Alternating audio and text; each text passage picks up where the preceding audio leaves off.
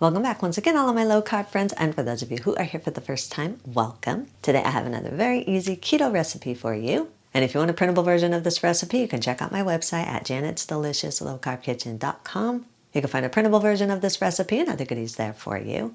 And if you're here for the first time and you want to see lots of easy, yummy, delicious keto recipes, make sure you click that subscribe button and click the notification bell that's right next to the subscribe button. That way you can be notified every time I put out new videos. And if you are a music lover, make sure you check out the link in the description to my other YouTube channel, Inspirational Songs with Janet. I've recorded a new song there, so make sure you listen to that and subscribe to that channel also. And while you do all that, let's get cooking.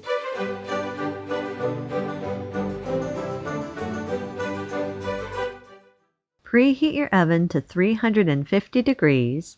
Lightly grease or line 10 to 11 muffin cups. Silicone muffin pans or silicone liners work the best. You can do this in a metal muffin tin with paper liners, but the problem with that, whenever you use coconut flour, because you have to use so much moisture in it, sometimes the paper liners can kind of get cooked almost into the muffin, and then sometimes it can run the risk of your muffin crumbling a little bit when you go to take the liner off. Doesn't always happen that way, but it does run a possibility of doing that. But if you use silicone liners or the silicone muffin pan like I'm using, the muffins just pop right out. If you are using the silicone muffin pan like I'm using, make sure you place it on a baking sheet to keep the muffin pan sturdy, and it just makes it easier to transfer it in and out of the oven when it's on a baking sheet. Place 240 grams or around 1 cup of cottage cheese into a blender. Blend it for roughly around 20 seconds or so, just until the cottage cheese is smooth or mostly smooth. It's okay if it has a little bit of lumps in it. It's best to use full-fat cottage cheese. I use full-fat small curd cottage cheese. You want it to have at least 4% milk fat, so once it's blended, you have a thick, almost Greek yogurt type texture. If you use low-fat cottage cheese, once it's blended, it's going to be pretty thin, and so that's most likely going to make your batter pretty thin and wet. So it's best to have full-fat cottage cheese when you're doing this recipe. Once the cottage cheese is blended, set it aside for a minute.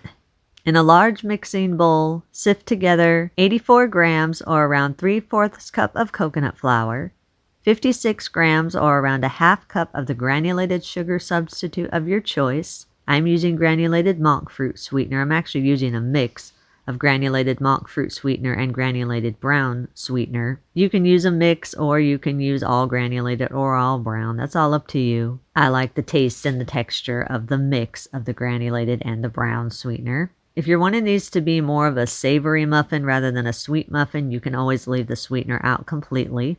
Add 11 grams or around 2.5 teaspoons of baking powder.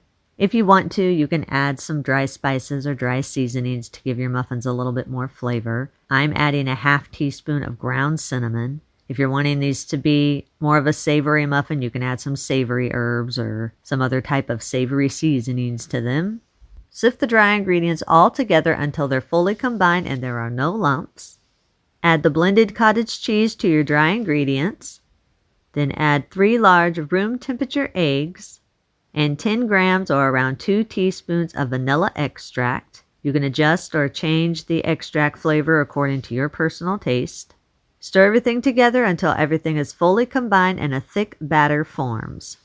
Scrape down the sides of the bowl and push your batter to the center of the bowl. If you want to, you can add some add-ins of your choice. You can add some chocolate chips or some nuts or some berries. Or if you're wanting to make these savory, you can add bacon or cheese or something like that if you want to, or you can just leave them plain. That's all up to you. I'm mixing in 89 grams of blueberries. If you do use berries, you can use fresh or frozen. If you are using frozen, I'm using frozen blueberries.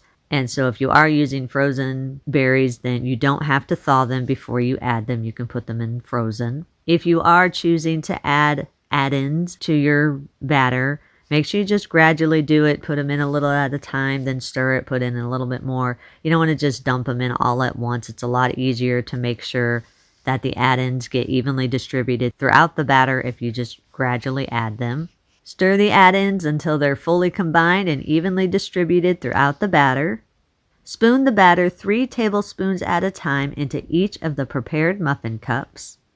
Use your fingers or the back of a spoon and press the batter evenly throughout each one of the muffin cups. If you're using berries like I am, make sure you press gently. You don't want to squish any of your berries.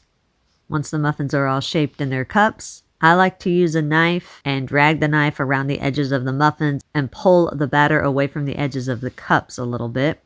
You don't have to do this. I like to do this because it gives the batter a little bit more breathing space and, in my opinion, gives it a better cook around the edges and all the way through so you don't have a wet center of your muffins. Once the muffins are all shaped, place the muffins in your preheated oven. Bake at 350 degrees for 20 to 30 minutes or until the muffins are golden and a tester comes out clean. Now, if you're using frozen berries like I am, it usually takes a couple minutes longer for the muffins to cook. So for me, it took closer to 30 minutes. But if you're using no add-ins or add-ins that aren't frozen, it'll be probably closer to the 20-minute marker. Once your muffins are baked, remove them from the oven. Allow them to cool in your pan for at least 20 minutes or until the muffins are firm. Once the muffins are firm, remove them from their muffin cups and transfer them to a wire rack. If you're using liners, you might want to let your muffins cool completely before you remove the liners. That way you can make sure that the ingredients are settled all together. I'm not using liners, I just use the silicone muffin cup, so all I have to do is once the muffins are firm, push the bottom of my muffin cup and the muffins pop right out. Then I put them on the wire rack and you can eat these warm or at room temperature.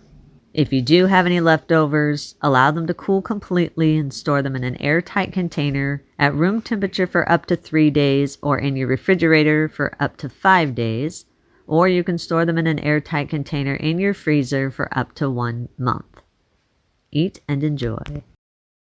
And that's our recipe of the day. I hope you enjoyed it. If you did and you want to see more videos like this, make sure you click that thumbs up like button, click that subscribe button, leave me a comment if you want to. Let me know if there's any recipes that you'd like to learn how to make, and I'll do what I can to get those out there for you. And as always, keep cooking.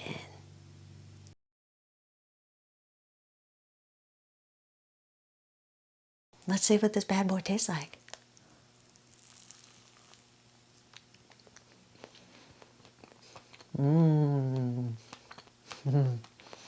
I love blueberry muffins. Yummy. Very, very tasty, and that little hint of vanilla that I have from the extract. Thumbs up. Very, very, very good. Yummy.